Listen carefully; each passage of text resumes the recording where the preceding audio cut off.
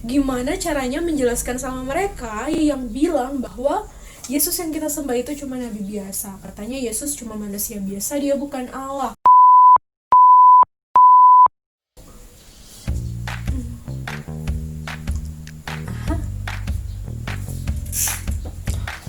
Wah, makin kece aja opa satu ini.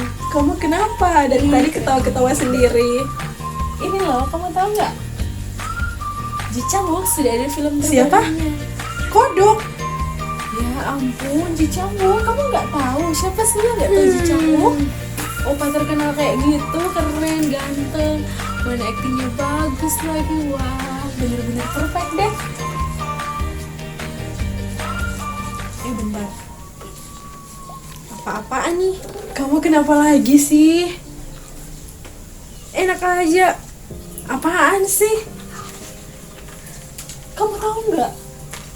Ya nggak tahu lah. Ini masa dibilang katanya kita orang Kristen, orang Yesus yang kita sembah katanya bukan Allah, dia manusia biasa. Kamu terima nggak kalau digituin? Terus kamu mau apa? Ya protes lah. Emangnya mereka bisa dengar? Siapa sih yang nggak sebel? Ya ampun, kejam-kejam banget sih komentar para netizen.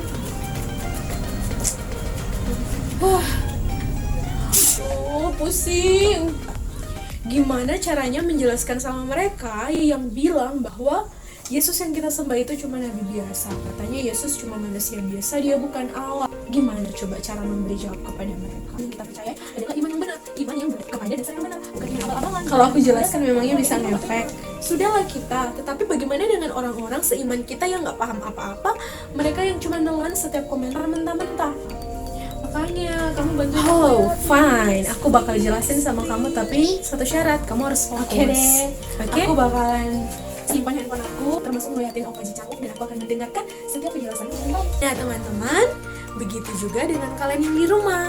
Harus tetap fokus supaya kita bisa mendengarkan penjelasan yang baik, mendapatkan pengertian yang benar, dan kita tidak memberikan jawaban yang keliru terhadap mereka yang memberikan tuduhan yang keliru terhadap kita.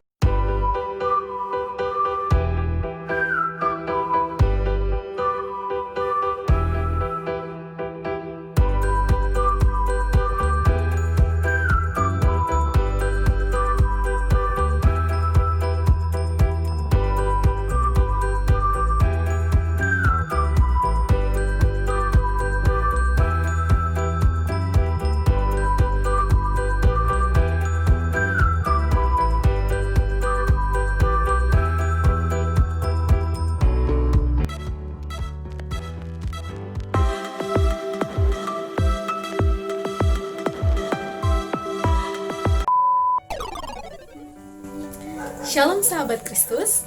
Tentunya ketika kalian sedang membuka media sosial, tujuan utama kalian adalah ingin merefresh otak kalian, ingin merefresh mata kalian dengan sesuatu yang dapat menghibur kalian. Apalagi kalian yang sedang galau, yang sedang stres dengan tugas yang udah menumpuk. Ketika kalian sedang browsing, ketika kalian sedang ingin menyegarkan mata kalian, menyegarkan otak kalian, ketemu dengan netizen-netizen yang rese, yang suka komen-komen dan mengatakan ini itu tentang kalian.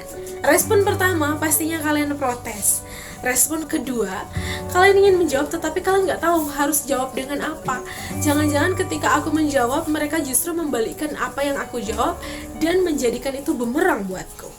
Nah, pasti kalian menemui berbagai kebingungan, ingin menjawab, ingin membela diri tetapi nggak tahu harus berbuat seperti apa. Nah, dalam video kali ini saya akan menjelaskan beberapa penjelasan singkat mengenai tuduhan-tuduhan yang dilancarkan tadi ya. Jadi jangan kemana-mana dan tetap tonton video ini terus, oke?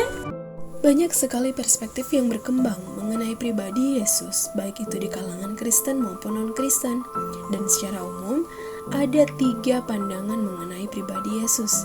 Yang pertama adalah orang-orang yang mengakui dan menerima Yesus adalah Allah, tetapi menolak natur kemanusiaannya. Mereka tidak mengakui Yesus sebagai manusia dan hanya mempercayai Dia Allah seutuhnya. Yang kedua adalah golongan orang yang mengakui dan menerima Yesus adalah manusia atau nabi biasa, tetapi menolak natur keilahiannya. Pada bagian ini, orang-orang tidak percaya bahwa Yesus adalah Allah. Dan yang ketiga adalah golongan orang yang menerima dan mengakui kedua natur, yaitu Allah dan manusia di dalam pribadi Yesus. Jadi menurutmu, Yesus itu siapa? Apakah dia Allah atau manusia? Jangan bingung ya, karena Yesus adalah Allah dan manusia. Mari kita simak apa kata Alkitab mengenai pribadi Yesus. Yang pertama, Alkitab mengatakan bahwa Yesus telah ada sebelum dunia diciptakan.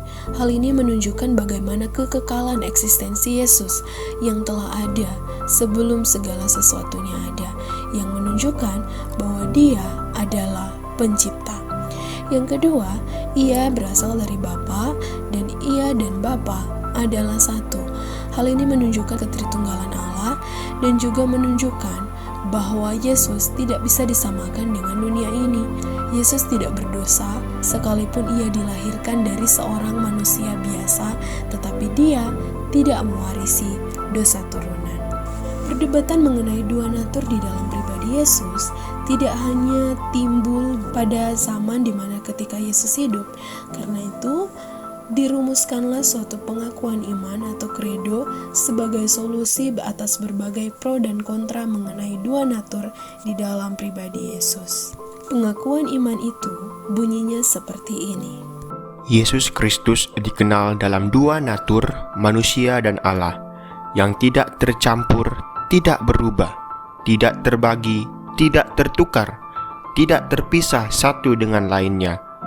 Perbedaan kedua natur itu sama sekali tidak disingkirkan oleh kesatuan kedua natur itu, tetapi sifat masing-masing natur tetap dipertahankan dan diam bersama-sama dalam satu pribadi dan satu substansi, tidak saling terpisah atau terbagi menjadi dua pribadi.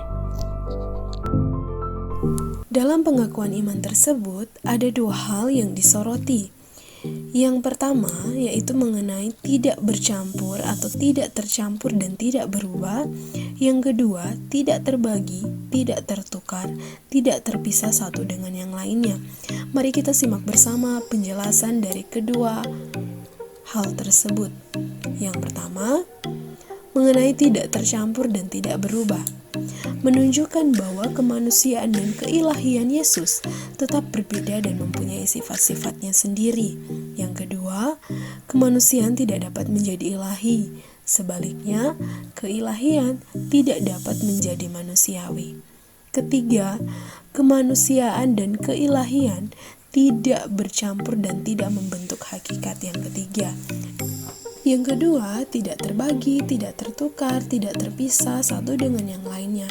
Perlu kita ketahui bersama bahwa Yesus adalah firman atau logos yang tidak pernah terpisah dari kemanusiaannya. Dan kedua hakikat atau natur tersebut secara bersamaan berada di dalam pribadi Yesus. Ia adalah Allah, tetapi dia juga manusia seutuhnya. Mungkin timbul di dalam pemikiran kita, bagaimanakah hakikat kemanusiaan dan keilahian Yesus berperan dalam hidupnya? Dan bukankah hal itu adalah dua hal yang berbeda? Tampaknya juga sulit dipersatukan. Mari kita lihat penjelasannya. Jadi, pertemuan kedua hakikat dalam keutuhannya masing-masing. Sifat kedua hakikat menjadi milik dari satu pribadi, yang artinya Yesus adalah Allah dan manusia. Sebagai Allah, dia mampu melakukan hal-hal yang luar biasa dan tidak bisa dilakukan oleh manusia. Tetapi, sebagai manusia, dia merasakan kelemahan-kelemahan sebagai manusia. Mengantuk, lelah, lapar, dan lain sebagainya. Tetapi hal yang terpenting adalah dia tidak berbuat dosa. Yang kedua, pekerjaan yang Kristus lakukan adalah pekerjaan dan tugas kedua hakikat secara bersama-sama.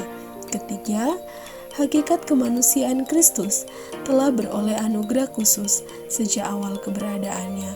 Makanya ditegaskan di poin yang pertama bahwa dia tidak berdosa.